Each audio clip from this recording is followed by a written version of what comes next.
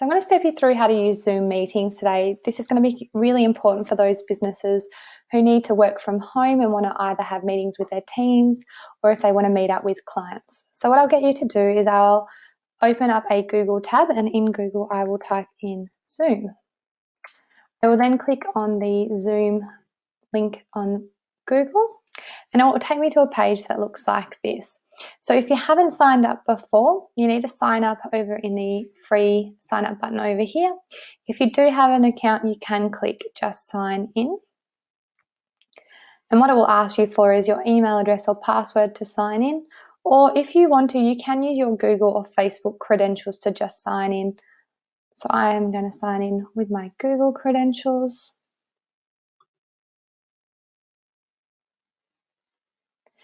And what will happen is it will load a page that looks like this.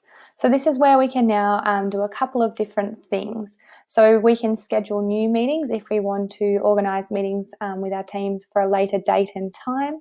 If we want to join a meeting and we know the meeting ID, we can click join a meeting here and then pop in the meeting ID or link.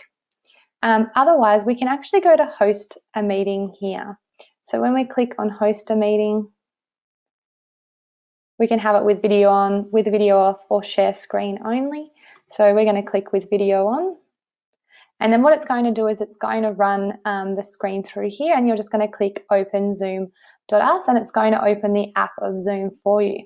It's that simple, and you will find it really easy to connect with all the people that you need to have meetings with. All you need is their email address to send them a link.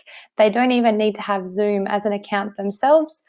You just need to be able to have that email address handy.